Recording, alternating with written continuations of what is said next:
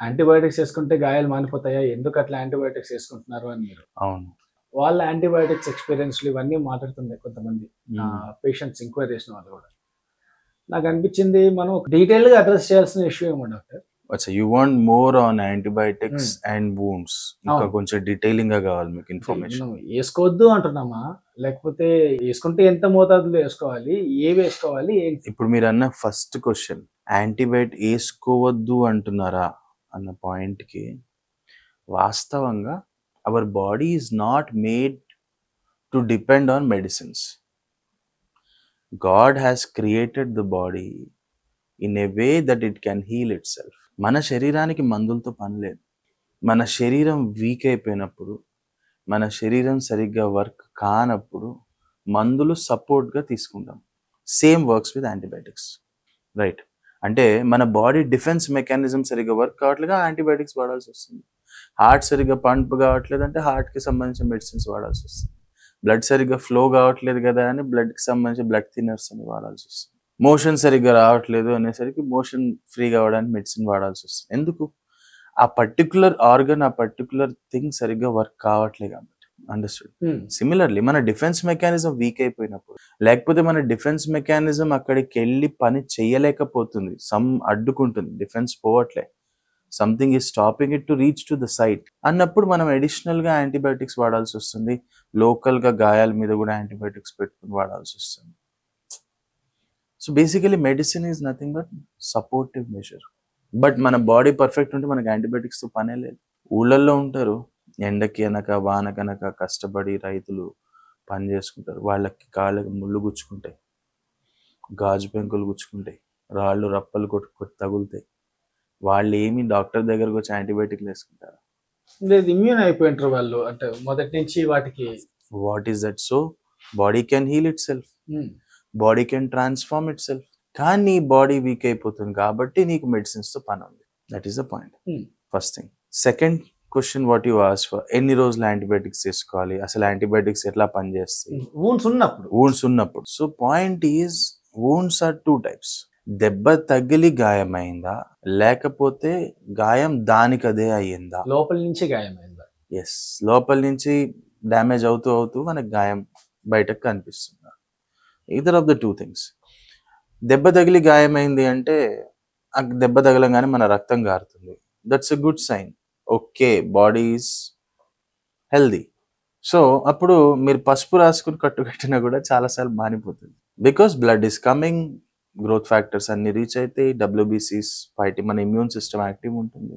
So you don't need medicines. Okay, అప్పటికి కూడా సరే ఒక డయాబెటిక్ పేషెంట్ కావచ్చు, లేకపోతే చాలా సిక్గా ఉన్న పేషెంట్ కావచ్చు, ఇమ్యూనిటీ లెవెల్ లో ఉన్న పేషెంట్స్ కావచ్చు, అలాంటి వాళ్ళకి డెఫినెట్గా దెబ్బ తగిలినప్పుడు మనము సపోర్టివ్గా, ప్రివెన్షన్గా ఆర్ ప్రొఫైలాక్టిక్గా మనం యాంటీబయాటిక్స్ వాడి బీటాడిన్స్ డ్రెస్సింగ్ చేసుకుని కట్టుకుంటాం.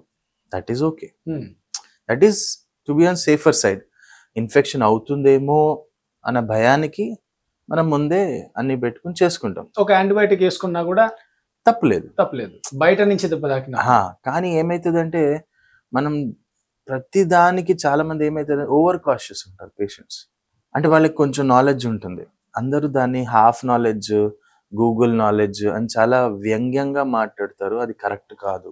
ఎందుకంటే ప్రతి డాక్టర్ నీతో గంట సేపు టైం ఇచ్చి నీతో అన్ని ఎక్స్ప్లెయిన్ చేయడు. పేషెంట్ మెడికల్ స్టూడెంట్ కాదు, వాళ్ళకి తెలీదు. సో వాళ్ళు గూగుల్లో సెర్చ్ చేస్తారు, ఇంకెక్కడో సెర్చ్ చేస్తారు, పక్కింటి వాళ్ళతోనో పెద్దవాళ్ళతోనో డిస్కస్ చేస్తారు. Because they don't no. So అందరూ పేషెంట్స్ని ఇలా అనడం నాకు నచ్చదు. నాకు పర్సనల్గా నచ్చదు. మీరు గూగుల్ చదువుతున్నారు, గూగుల్ తల్లిని నమ్ముకున్నారు, గూగుల్లో చదివచ్చి నాతో మాట్లాడద్దు అని చాలామంది డాక్టర్స్ ఇలా చెప్తారు. నాకు నిజంగా అది కరెక్ట్ అనిపించదు. Because I see my mother, my father, my sister, they are not medicos. Okay, but ఒక విషయం వచ్చినప్పుడు వాళ్ళు కనుక్కోవాలి, కన్సల్ట్ చేయాలంటే మనం డాక్టర్ దగ్గరికి వెళ్తే డాక్టర్ 5 నిమిషాల కంటే ఎక్కువ టైం ఇయ్యడు. నువ్వు అడిగే క్వశ్చన్స్ కి ఆన్సర్స్ చెప్పడు చాలా మంది, ఎందుకంటే దే ఆర్ ఆల్ బిజీ. నువ్వు బిజీగా లేవు, నేను ఖాళీగా కూర్చున్నా నేను నీతో మాట్లాడతా అని చెప్పే డాక్టర్లు ఎవరున్నారు? లేరు. పాసిబుల్ కూడా కాదు అది. సో అలాంటప్పుడు ఏం చేస్తారు వాళ్ళు, డెఫినెట్ గా గూగుల్లో అవి ఇవి సర్చ్ చేసుకుంటారు, కొంచెం వరకు తెలుసుకుంటారు. దాన్ని నువ్వు హాఫ్ నాలెడ్జ్, హాఫ్ నాలెడ్జ్ వచ్చి నాన్ను టెస్ట్ చేయడానికి నువ్వు వస్తున్నావు అని అనడం కరెక్ట్ కాదు. నువ్వు వాళ్ళకి సరైన answer they will be very thankful.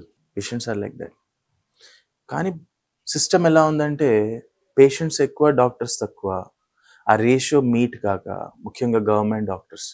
But then this is also very important. Right. So patients కి ఆ హాఫ్ నాలెడ్జ్ అనే వర్డ్ నేను వాడను. They have some little knowledge. Okay, is they trying to protect or safeguard themselves. అవును. So there is nothing wrong in that. ఎందుకు ఈ topic వచ్చిందంటే patients antibiotics own గా వాడేస్తా Administer చేయడం ఉంటారు. వల్ల సో సరైన యాంటీబయాటిక్స్ వాడకపోవడం ఒక ప్రాబ్లం అయితే, ఎందుకంటే ఎలా ఉంటుందంటే దగ్గు జలుబుకి ఒక యాంటీబయాటిక్ ఉంటుంది, కడుపు పై భాగంలో కొన్ని యాంటీబయాటిక్స్ పనిచేస్తాయి, కడుపు కింద భాగంలో కొన్ని యాంటీబయాటిక్స్ పనిచేస్తాయి. ఎందుకు ఆ డిఫరెన్స్ అంటే పై భాగంలో రక్త సరఫరా బాగుంటుంది కాబట్టి అక్కడ యానైరోబిక్ ఇన్ఫెక్షన్స్ తక్కువ ఉంటాయి. కడుపు కింద భాగంలో మనకి యానైరోబిక్ ఇన్ఫెక్షన్స్ ఎక్కువ వచ్చే ఛాన్సెస్ ఉంటాయి. సో ఎందుకు అలా వచ్చే ఛాన్సెస్ ఉంటాయి అంటే మన బ్లడ్ సర్క్యులేషన్ సిస్టమే అలా ఉంది. చెట్టు వేర్లు ఎలా ఉంటాయో మొదలు పెద్దగా ఉండి కిందకి వెళ్ళేసే సన్న సన్నగా అయిపోయి చాలా అయిపోతాయి.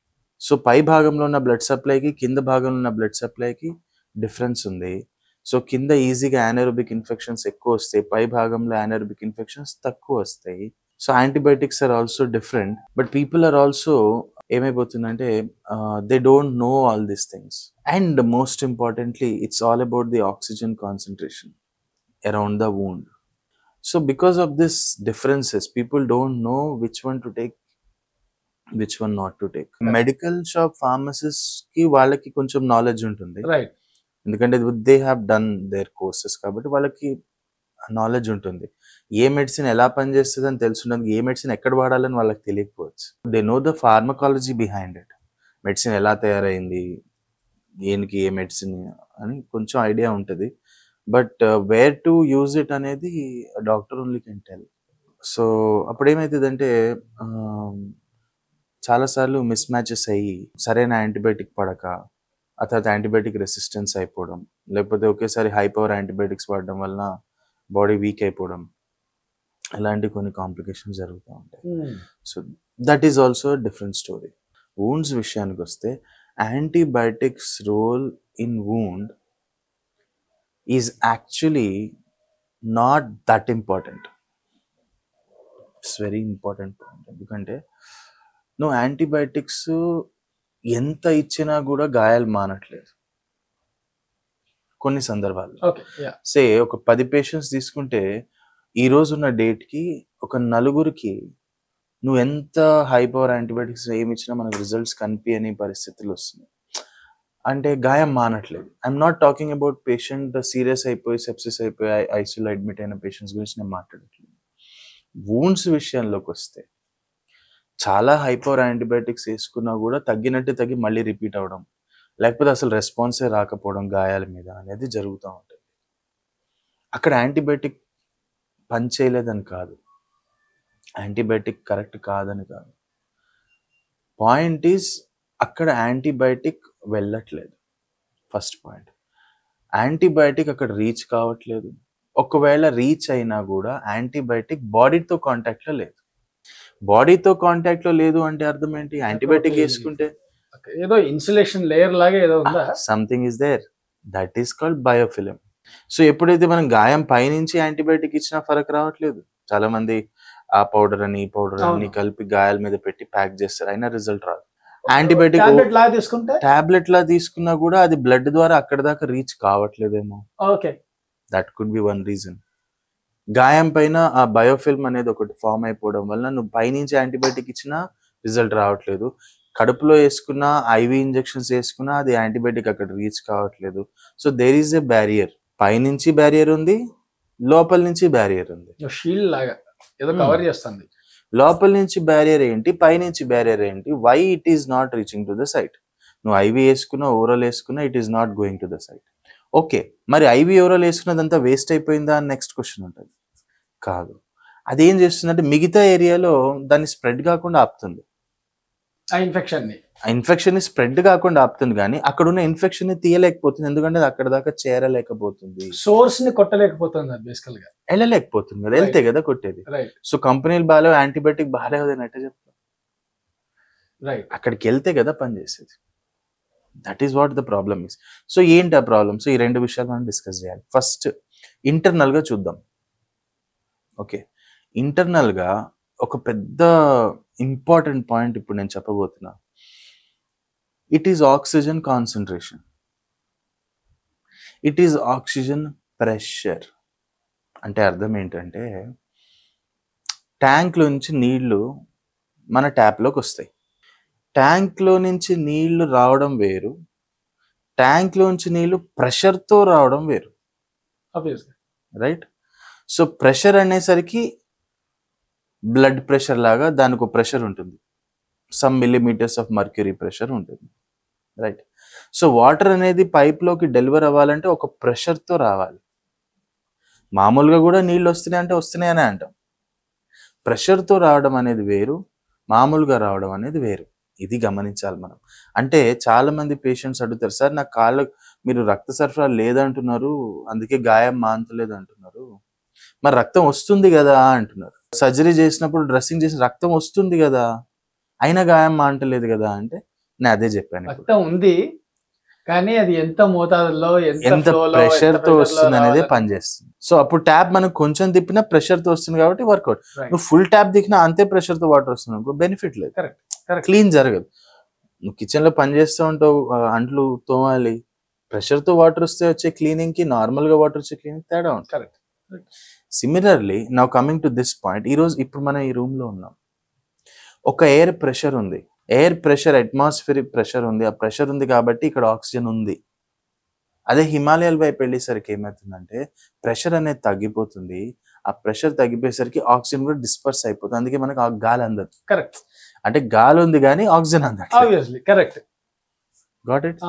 సిమిలర్లీ మన బాడీలో సెల్స్ లో కూడా ప్రతి ఒక్క సెల్లో కూడా ఆక్సిజన్ అనేది డెలివర్ అవ్వాలి అంటే ఒక పర్టికులర్ ప్రెషర్లో డెలివర్ అవ్వాలి, అప్పుడే సెల్ మెటబాలిజం అనేది జరుగుతుంది. Right. Where there is oxygen there is life, where there is no oxygen there is no life. Where there is no oxygen అక్కడ ఫంగస్, బ్యాక్టీరియా, వైరస్ గ్రో అవుతుంది. Okay. And where there is oxygen అక్కడ new blood vessels form అవుతాయి. Right. Where there is oxygen అక్కడ growth అనేది వస్తుంది. So ఒక గాయం మాంతలేదు అంటే అక్కడ గ్రోత్ రావట్లేదు. ఎందుకు రావట్లేదు అంటే ఆక్సిజన్ డెలివర్ కావట్లేదు, సెల్ మెటబాలిజం జరగట్లేదు. సో ఎంత ప్రెషర్ కావాలి మనకి మినిమం? సో అది డిఫరెన్స్. రక్తం రావడం వేరు, రక్తం ప్రెషర్తో రావడం వేరు. ఆ ప్రెషర్తో రక్తం వచ్చినప్పుడు ఆక్సిజన్ కూడా ప్రెషర్తో delivery. So what is the minimum pressure required అంటే 60 to 65 millimeters of mercury pressure కావాలి. ఓకే. మినిమం. వేళ అంచులైనా సరే అంత ప్రెషర్తో ఎప్పుడైతే ఆక్సిజన్ డెలివర్ అవుతుందో మినిమం ప్రెషర్తో సెల్ మెటబాలిజం జరుగుతుంది. మీరు చెప్పే ఈ ప్రెషర్ ఆఫ్ బ్లడ్ మన జనరల్ బ్లడ్ ప్రెషర్ రెండు ఒకటేనా? Pressure is same. Pressure is same. అంటే concept of pressure, measurement of pressure is same. కొంచెం డీప్ థియరీ అవుతుంది, but then it's very important. ఎందుకంటే ఇది అర్థం కాకపోతే మీకు అర్థం కాదు. రక్తం వస్తుంది అయినా గాయం మాంతలేదు, యాంటీబయాటిక్ వేసుకున్నాం కదా, మరి డాక్టర్ చెప్పేది ఏంటంటే యాంటీబయాటిక్ అక్కడ దాకా వెళ్ళట్లేదు కాబట్టి పని చేయట్లేదు అని అంటున్నారు. మరి యాంటీబయాటిక్ వెళ్ళాలంటే రక్తం రావాలని అంటున్నారు. మరి నా గాయంలో రక్తం వస్తుంది అయినా గాయం మాంతలేదు. అది సింపుల్, మనం అడ్రస్ చేసినాం. So the point is enough pressure తో రావాలి, అది రావట్లేదు కాబట్టి రావట్లేదు. సో ఇప్పుడు మనం ఏం చేయాలి? అది మీరు చెప్పేది ఇంటర్నల్ బ్యారియర్. ఇంకా అది కంప్లీట్ చేయలేదు. So minimum 60-65 millimeters of pressure ఉంటే మన సెల్ సర్వైవ్ అవుతుంది. ఆక్సిజన్ కాన్సన్ట్రేషన్ ఎప్పుడైతే ఈ ప్రెషర్ 20కి పడిపోతుందో యానైరోబిక్ అట్మాస్ఫియర్ తయారైతుంది. అక్కడ బ్యాక్టీరియా, ఫంగస్, వైరస్ గ్రో అవుతుంది. సో ఒక చోట ఫంగల్ ఇన్ఫెక్షన్స్ వస్తున్నాయి, ఒక చోట బ్యాక్టీరియల్ ఇన్ఫెక్షన్ వస్తుంది, ఒక చోట వైరస్ వస్తుంది. ఆల్ దోస్ వూండ్స్ దగ్గర కానీ ఏదైనా నాన్ హీలింగ్ వూండ్స్ అయిపోతున్నాయి. నెలలు సంవత్సరాలు అంటే అక్కడ యానైరోబిక్ అట్మాస్ఫియర్ తయారైంది. ఎందుకంటే ఆక్సిజన్ డెలివరీ తగ్గింది, ప్రెషర్ తగ్గింది. సో 20కి పడిపోయినప్పుడు ఇది ప్రాబ్లం. ఎప్పుడైతే ప్రెషర్ 0 to 5కి వెళ్ళిపోతుందో that is cell death, gangrene, which we were discussing last time. Okay. So ఇది ప్రెషర్తో డెలివర్ గాను. ఒక పొలంలో నీళ్ళు వస్తున్నాయి, ఒక పొలంలో ప్రెషర్తో నీళ్ళు వస్తున్నాయి. తేడా ఉందా లేదా? కరెక్ట్.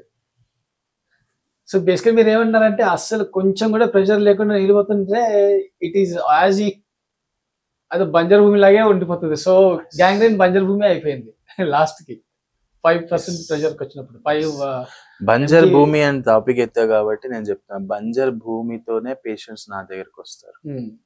సో పేషెంట్స్ కాళ్ళు, పేషెంట్స్ గాయాలు నాకు బంజర్ భూమితో సమానం. నేను ఒక రైతులాగా బంజర్ భూమి మీద పని చేయాలి. ఒక రైతులాగా ఏం చేస్తారు? ఒక రైతు బాగా దున్ని పొలాన్ని, దాంట్లో యూరియా వేసి, ఫర్టిలైజర్స్ వేసి, నీళ్లు పోసి, దాన్ని ఫర్టైల్ ల్యాండ్గా మార్చి అప్పుడు విత్తనాలు నాటితే ఆ నాటిన విత్తనాలు మొలకలై మొక్కై చెట్టయ్యే వరకు జాగ్రత్తగా కాపాడుకుంటారు. అది ఒక ఫార్మర్ చేసే పని.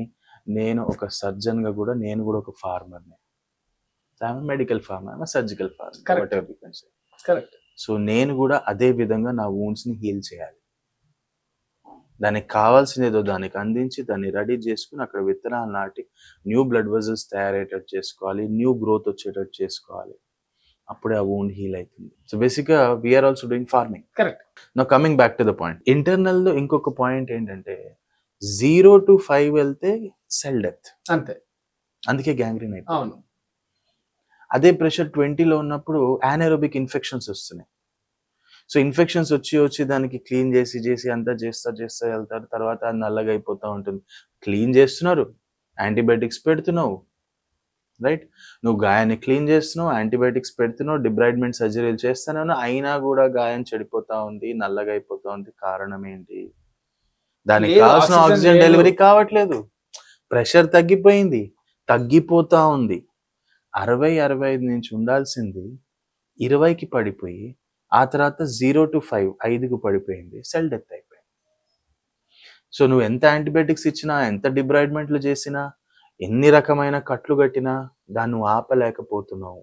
ఎందుకంటే నువ్వు బయట నుంచి ప్రయత్నం చేస్తున్నావు, దానికి కావాల్సిన దానికి ఇవ్వట్లేదు. That is the problem. Why the wounds are not healing despite using antibiotics వాడుతూ కూడా యాంటీబయాటిక్లు సర్జరీలు ఎంత చేసినా ఇంకా డ్యామేజ్ అయిపోయి వేలు కొట్టేసే పరిస్థితి వస్తుంది. రీజన్ ఇది. ఎందుకంటే అది ప్రెషర్ తగ్గిపోతా ఉంది. Now there is another catch here. So దీన్ని ఏమంటారు? హైపాక్సియా. యానెరోబిక్ అట్మాస్ఫియర్ తయారైంది. హైపాక్సియా అంటే ఆక్సిజన్ లేని atmosphere, right? 0 to 5 is cell death, but 5 to 10 అంటే it's very mild oxygen is coming. అది ఇంకా డేంజర్ ఎందుకు తెలుసా? 5 to 10 ప్రెషర్లో అంటే హైపాక్సియా అట్మాస్ఫియర్ హైపాక్సిక్ డ్యామేజ్ జరుగుతుంది. అంటే ఒకళ్ళని ముక్కు మూసేస్తే ఎలా అయితే కొట్టుకుంటారో అలా సెల్స్ ఇంతే ఆక్సిజన్ అందుతుంది. సో ఇంత ఆక్సిజన్ అందుతున్నప్పుడు అది స్ట్రగుల్ టు ఫంక్షన్ అవుతుంది. ఆ స్ట్రగులే సెల్ గ్రోత్ అవుతుంది. అబ్నార్మల్ గా సెల్ గ్రోత్ అవుతుంది. అదే క్యాన్సర్ గా మారుతుంది. అండర్స్టూడ్? 0 to 5 ప్రెషర్ అనేది సెల్ డెత్. కానీ 5 to 10 అందని ఆక్సిజన్ లెవెల్స్ లో ఉన్నప్పుడు హైపాక్సిక్ డ్యామేజ్ జరుగుతుంది. హైపాక్సియా వల్ల బాడీ ఇంకా ఓవర్ రియాక్ట్ అవుతుంది. ఆ ఓవర్ రియాక్ట్ అయ్యి ఓవర్ సెల్ గ్రోతే cancer. 0 to 5 is gangrene, 5 to 10 cancer, 20-25 anaerobic infections. See everything, all these things. ఈరోజు పబ్లిక్ గాయాల విషయంలో కానీ హెల్త్ విషయంలో కానీ స్ట్రగుల్ అవుతున్నారంటే ఇవే కదా మేజర్. ఇన్ఫెక్షన్ కంట్రోల్ కాకపోవడం, క్యాన్సర్స్ రావడం, సెల్ డెత్ అయిపోయి గ్యాంగ్రీన్ అయిపోవడం, ఇవే కదా మేజర్ ఇష్యూస్. ఈ మూడిటికి కారణం ఒకటే, ఆక్సిజన్ డెలివరీ తగ్గిపోవడం సెల్స్లో. మీరు 5 దాకా వస్తే డెడ్ అన్నారు, బట్ 5 to 10 5 to 15 మీరు అన్నది అయితే అది జస్ట్ బ్లూ మై మైండ్. అంటే సెల్స్ అజిటేట్ అయిపోతాయి. అంటే చాలా తక్కువ ఆక్సిజన్ ఉండడం వల్ల అది క్యాన్సర్ పెరిగేది హైపాక్సిక్ కండిషన్స్ లో కదా. Okay okay. కంప్లీట్ చంపకుండా అలా అని బతికి లేదు, ఆ టైంలో ఓవర్ గ్రోత్ అవుతుంది. సో ఇది జస్ట్ ఇది ఒక పుండు. It's not just about wound, this is much more than a wound.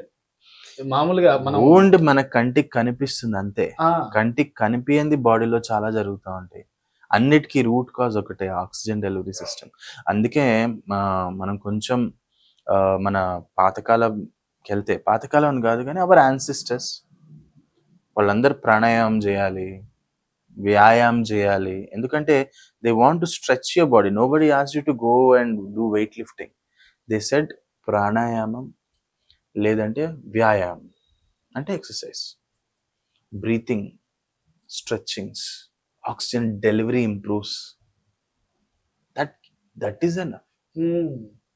నువ్వు గంటలు రోడ్ల మీద పరిగెత్తి 10,000 అడుగులు తిరిగాను, 20,000 అడుగులు తిరిగాను, జాగింగ్ చేసుకున్నాము, బాడీ బిల్డింగ్కి వెళ్ళి జిమ్ చేసుకున్నాము, what ever you're doing, but is that what your body really needs? Your body needs to be stretched. Every cell should get optimum amount of oxygen delivery. You will be disease free. So again oxygen, ఈ రోజు కూడా మళ్ళీ అదే antibiotic, అదే oxygen discussion. So this about internal. అవును, right. అందుకే external film ఏంటి? External film. Now this is the point. External film అనేది చాలా సింపుల్ గా మనం చెప్పొచ్చు. ఏంటంటే bacteria is also a living being కదా. అవును, it is also living on this earth కదా. But it needs a different atmosphere to live on the earth. ఇప్పుడు మనం ఈ రూమ్ లో ఉన్నామంటే ఒక లెవెల్ ఆఫ్ మాయిశ్చర్ ఉంది, ఒక లెవెల్ ఆఫ్ ఎయిర్ ప్రెషర్ ఉంది, లెవెల్ ఆఫ్ ఆక్సిజన్ ఉంది, కాబట్టి హ్యాపీగా కూర్చున్నాం. సపోజ్ మాయిశ్చర్ ఎక్కువైనా, చెమటలు గారుతుంటే మనం ఎక్కువసేపు ఉండలేము, లేకపోతే బాగా చలేసినా ఎక్కువసేపు. సో ఎనీథింగ్ మనం బ్యాలెన్స్ చేసుకోలేం, రైట్. అదే విధంగా బ్యాక్టీరియా కూడా అక్కడ గ్రో అవ్వాలి అంటే దానికంటూ ఒక అట్మాస్ఫియర్ అక్కడ తయారై ఉండాలి, రైట్, ఉండాలి. దానికి అనుకూలమైన వాతావరణం అక్కడ ఉంటేనే బ్యాక్టీరియా గ్రో అవుతుంది. ఆ అనుకూలమైన వాతావరణం ఏంటి? బాడీలో ఉన్న యాసిడిటీ, బాడీలో ఉన్న యాసిడ్ లెవెల్స్. ఓకే, బాడీలో ఉన్న యాసిడ్ లెవెల్స్, బాడీ లోపల యాసిడ్ లెవెల్స్ తక్కువ ఉండాలి, బాడీ బయట యాసిడ్ లెవెల్స్ ఎక్కువ ఉండాలి. బాడీ బయట in the sense skin, okay, wounded areas లో ఆల్కలైన్ నేచర్ ఎక్కువ ఉంది అనుకో, అక్కడ బ్యాక్టీరియా గ్రో అవుతుంది. No this is very controversial. అందరూ యాసిడ్ లెవెల్స్ ఉంటాయి కదా బ్యాక్టీరియా పెరుగుతుంది అనుకుంటారు. No, it is the alkaline medium. So it is the pH basically. Some superficial infections కి ఆల్కలైన్ pH కావాలి, డీప్ రూటెడ్ ఇన్ఫెక్షన్స్ కి అసిడిక్ pH కావాలి. There is some difference. Okay, so basically it is the pH game. So దానికి అనుకూలమైన వాతావరణం is the pH of the wound. acidic pH, alkaline pH. Number 1. Number 2, anaerobic atmosphere. So simple words లో acidity లేకుండా చూసుకోవాలి అని చెప్పచ్చా మనం? Of course, అంతే కదా. అసిడిటీ వల్ల ఇన్ఫ్లమేషన్ వస్తుంది, ఇన్ఫ్లమేషన్ వల్ల వాపు వచ్చేస్తుంది, ఎడిమా వచ్చేస్తుంది, బ్లడ్ ఫ్లో తగ్గిపోతుంది, ఆక్సిజన్ ప్రెషర్ తగ్గిపోతుంది. రూట్ కాజ్ ఏంటి? Acid levels. యాసిడ్ క్లీన్ అవ్వాలంటే బాగా వాటర్ తాగాలి. Got it. So that is the point. Body లోపల ఉన్న యాసిడ్ లెవెల్స్ ని మనం, ఎందుకంటే almost all the organs 7 to 7.5 pH ఆ రేంజ్ లో ఉంటాయి. మనం తీసుకునే ఫుడ్, మనం తీసుకునే water, everything is acidic. So దానివలన మనకి చాలా వరకు ప్రాబ్లమ్స్ వస్తాయి. అది మళ్ళీ సెపరేట్ టాపిక్, దాని గురించి మళ్ళీ మాట్లాడుకుందాం. కానీ let's get back to the 2 things which we are discussing. Internal గా బ్లాకేజెస్ ఏంటి, వూండ్ హీల్ కాకపోవడానికి, యాంటీబయాటిక్స్ రీచ్ కాకపోవడానికి. ఎక్స్టర్నల్ బ్లాకేజెస్ ఏంటి? ఇంటర్నల్ ఎక్స్ప్లెయిన్ చేసేసాను. ఎక్స్టర్నల్ గా it is the biofilm which is form. Now what is biofilm? Simple terms I will tell you. So బ్యాక్టీరియాకి ఒక atmosphere కావాలి, ఆ అట్మాస్ఫియర్ లో బ్యాక్టీరియా గ్రో అవుతుంది. ఇది ఒక పాయింట్. యానెరోబిక్ అట్మాస్ఫియర్ కూడా ఉంటుంది దాంట్లో. సో యాసిడ్ లెవెల్స్ ఎక్కువ ఉండాలి ఆర్ pH డిఫరెన్స్ ఉండాలి, number 1. Number 2 is the oxygen concentration. Okay, so oxygen concentration తక్కువ ఉంది కాబట్టి యానెరోబిక్ అట్మాస్ఫియర్ కూడా బ్యాక్టీరియా గ్రో అవుతుంది. Correct, right. Most important thing, now అక్కడ బ్యాక్టీరియా గ్రో అవుతుంది, మనం ఏం చేస్తాం? ఆ బ్యాక్టీరియాని చంపాలని యాంటీబయాటిక్స్ ఇస్తూ ఉంటాం. What I said in the beginning, bacteria is also like a living being. So తను ప్రొటెక్ట్ చేసుకోవాలని చూస్తుంది, రైట్. అంటే బాగా వర్షం పడితే మనం ఏం చేస్తాం? ఒక గొడుగు ఓపెన్ చేసుకుంటాం. ఒకసారి తడుస్తావు, 2 సార్లు తడుస్తావు, 3వ సారి గొడుగు తెచ్చుకుని బయటకు వెళ్తావు, ఎందుకంటే నీకు తెలుసు వర్షం వస్తుంది అని. అలాగే బ్యాక్టీరియా కూడా యాంటీబయాటిక్స్ పడుతున్నాయి కాబట్టి మనం కూడా ఒక గొడుగు ఓపెన్ చేసుకుని వెళ్ళాలి బయటకి అని ఆ రెసిస్టెన్స్ డెవలప్ చేసుకుని తన ఒక బయోఫిలిం ని ఫార్మ్ చేసుకుంది. Is it literally a physical film? It's a physical barrier created by the bacteria okay. itself as to protect themselves. Okay అదే బయోఫిలిం. ఓకే. సైన్స్ ఫిక్షన్ సినిమా లాగా. సో బ్యాక్టీరియా ఏం చేస్తుంది, బ్యాక్టీరియా తనకు తాను దాని మీద ఒక బయోఫిల్మ్ ని తయారు చేసుకుంటుంది. మనకు అది బయోఫిల్మ్ ఉన్న విషయం అర్థం కాక దాని మీద నుంచే ఆయింట్మెంట్ క్రీమ్లు అన్ని పెడతా ఉంటాం. అది అయినా కూడా అది సరిపోదు, అక్కడే ఉంటుంది. ఎందుకంటే ఎక్కడో it is covering it self. చాలా సార్లు డిబ్రైడ్మెంట్ సర్జరీస్ అవుతాయి, కొన్నిసార్లు బయోఫిలిం పోతుంది, కానీ బ్యాక్టీరియా డీప్ రూటెడ్ ఉండేసరికి అవి మళ్ళీ వచ్చేది. ఎందుకంటే సూపర్ఫిషియల్ గా తీస్తున్నా కానీ డీప్ గా ఉన్న బ్యాక్టీరియా మళ్ళీ పైకి వస్తుంది, మళ్ళీ బయోఫిలిం తయారు చేసుకుంటుంది. అందుకని చాలాసార్లు గాయం నీట్ గా ఎర్రగా కనిపించినా తొందరపడి మనం స్కిన్ గ్రాఫ్ట్ వేసిన, ప్లాస్టిక్ సర్జన్స్ ఫ్లాప్ ప్రొసీజర్స్ చేసిన, మాలాంటి పొడియాట్రిక్ సర్జన్స్ వీడు డర్మల్ సబ్స్టిట్యూట్స్ ఇలాంటివన్నీ చేసినప్పుడు ఓన్ టేకప్ కాలేదు.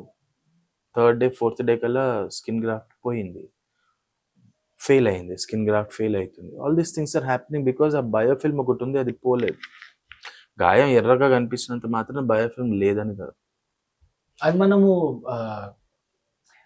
ట్రీట్మెంట్ చేసే కొద్దీ మనము ఇది అరే ఇది యాంటీబయాటిక్ వెళ్ళలేకపోతుంది, బయోఫిలిం ఉండొచ్చు అని గ్రహిస్తామా, లేకపోతే is there a way to actually diagnose it? Simple గా చెప్పాలంటే బయోఫిల్మ్ ఒక్క రోజులో తయారు కాదు. అక్యూట్ వూండ్స్ లో బయోఫిల్మ్ రాదు. క్రానిక్ వూండ్స్, నెలల తరబడి ఉండిపోయిన వూండ్స్ లో ఖచ్చితంగా బయోఫిల్మ్ ఉంటది అని కాబట్టి అందుకే హీల్ కావట్లేదు. సో ఆ బయోఫిలిం ని ఫస్ట్ పోవాలి, నంబర్ 1. నంబర్ 2, మనం ఇప్పుడు ఇదే పాతకాలంలో అంటే ఇప్పుడు కూడా అదే చేస్తున్నారు. దాని స్వాబ్ తీసి కల్చర్ కి పంపించి 3-4 డేస్ వెయిట్ చేసి 5th డేకి రిపోర్ట్ వచ్చి బ్యాక్టీరియా లేదు అని వస్తుంది కొన్నిసార్లు. లేకపోతే బ్యాక్టీరియా ఉంటే ఫలానా బ్యాక్టీరియా ఉంది అని చెప్పి దానికి ససెప్టబుల్ యాంటీబయాటిక్స్ ఏంటి. So it's lengthy process, right? So what we are doing, just with one photo click we can identify whether the bacteria is present or not. నువ్వు డిబ్రైడ్మెంట్ చేస్తావు, డిబ్రైడ్మెంట్ చేసిన తర్వాత మరి బయోఫిల్మ్ పోయిందా లేదా అని చెక్ చేసుకోవడానికి ఒక క్లిక్, అక్కడ ఏ గ్రోత్ కనిపించలేదంటే బయోఫిల్మ్ లేదు, బ్యాక్టీరియా లేదు. You can straight away go for skin grafting. You don't need to wait for 3-4 days. Great. Anta advanced technologies, we will talk about advanced technology in our next section. Okay, thanks a lot, doctor. Yeah.